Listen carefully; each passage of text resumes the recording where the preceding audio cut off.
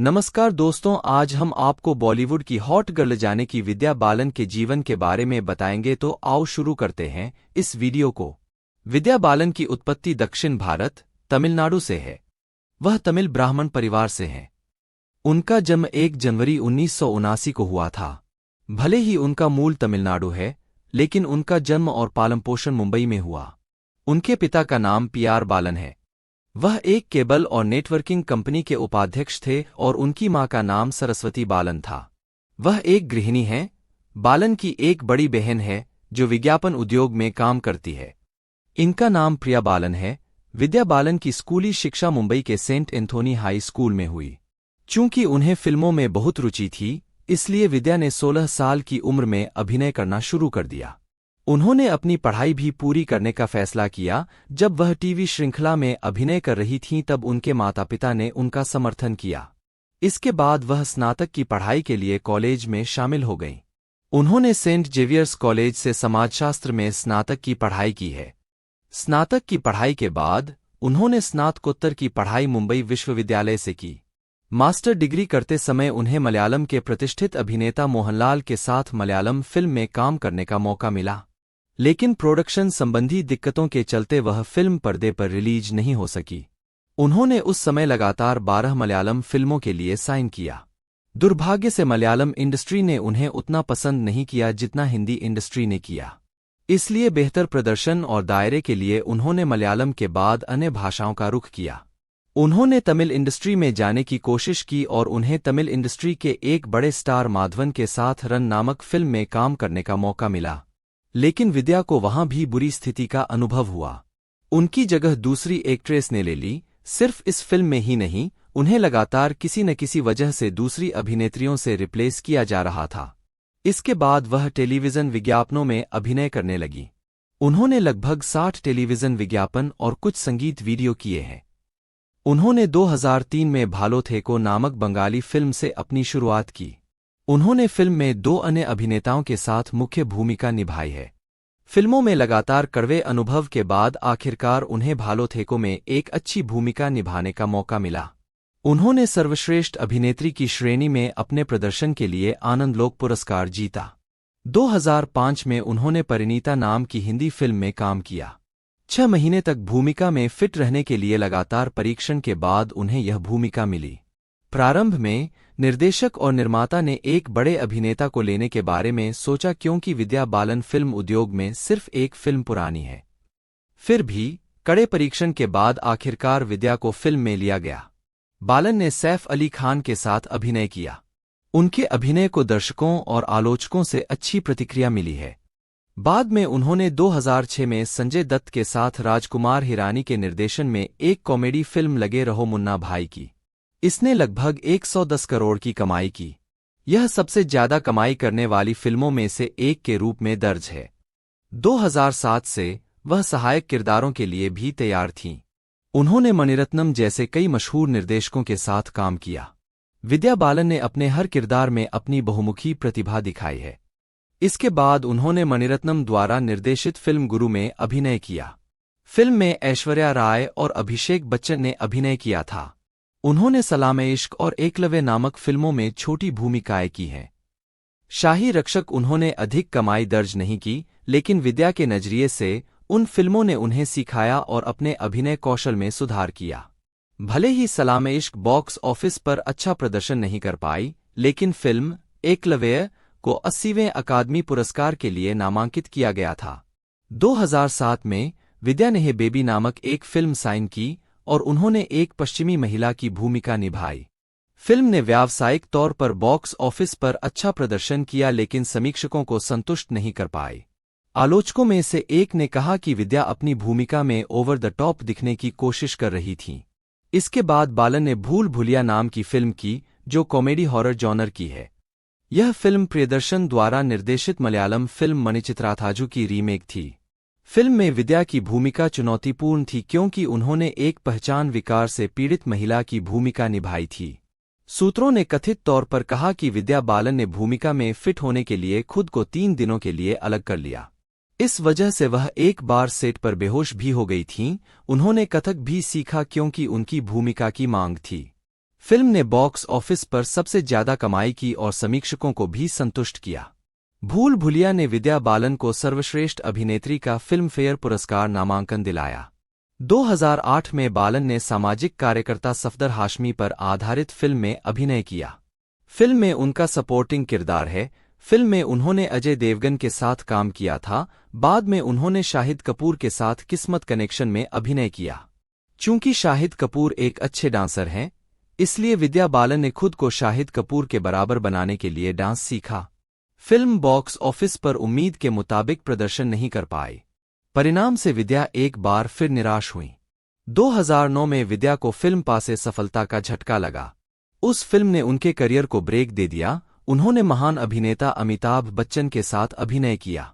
शुरुआत में विद्या फिल्म को लेकर आश्वस्त नहीं थीं, लेकिन विद्या बालन ने अपने किरदार को बखूबी निभाया। उन्होंने अमिताभ बच्चन की मां का किरदार निभाया था। अगली फिल्म इश्किया थी। फिल्म का निर्देशन अभिषेक चौबे ने किया है। उन्होंने एक गांव से आने वाली विधवा का किरदार निभाया था। कई आलोचकों ने उनके अभिनय की सराहना की। 2011 में उन्होंने बॉक्स ऑफिस पर लगातार 2 व्यावसायिक हिट दी। एक है नो वन किल्ड जेसिका, सह कलाकार रानी मुखर्जी। फिल्म में उनकी भूमिका घृणित है, लेकिन उन्होंने भूमिका के अनुरूप अभिनय किया। भले ही फिल्म में ग्लैमर की कोई गुंजाइश नहीं थी, फिर भी वह इमोशंस के साथ अपना किरदार निभाने में कामयाब रहीं। द हिंदू अखबार में विद्या की एक्टिंग को लेकर आर्टिकल छप चुके हैं। मलयालम फिल्म उरुमी में उन्होंने अतिथि भूमिका निभाई। भले ही उनका स्क्रीन टाइम कम था, लेकिन उनका अभिनय प्रभावशाली था। द डर्टी पिक्चर उनकी अगली फिल्म थी। यह एक बड़ा विवाद था, लेकिन इसने बॉक्स ऑफिस पर सबसे ज्यादा 79,000 करोड़ की कमाई की। 2012 में उन्होंने कहानी फिल्म में काम किया। कहानी के बारे में एक दिलचस्प तथ्य यह है कि फिल्म की शूटिंग कोलकाता की सड़कों पर एक माइक्रो बजट पर की गई थी। मात्र 64 दिनों में पूरी फिल्म की शूटिंग हो गई। फिल्म पर मीडिया और अखबारों ने काफी सकारात्मक प्रतिक्रिया दी है। विद्या ने बॉक्स ऑफिस पर फिर से सबसे अधिक बजट वाली फिल्मों में से एक के रूप में कमाई की है। उनकी 2 फिल्मों की लगातार सफलता ने उन्हें सबसे सफल महिला प्रधान फिल्म अभिनेत्रियों में से एक बना दिया। वहीं साल 2013 में बालन ने घनचक्कर नाम की फिल्म में काम किया। फिल्म में उन्होंने इमरान हाशमी के साथ काम किया। उन्होंने एनिमेटेड फिल्मों में से एक महाभारत, जो एक भारतीय महाकाव्य कहानी है, में द्रौपदी के रूप में आवाज भी दी है। मुख्य महिला अभिनेत्री के रूप में नाम कमाने के बाद भी विद्या कम से कम स्क्रीन टाइम वाली फिल्में करने के लिए तैयार थीं। इसी गति के साथ उन्होंने 2014 में फिल्म शादी के साइड इफेक्ट्स में अभिनय किया।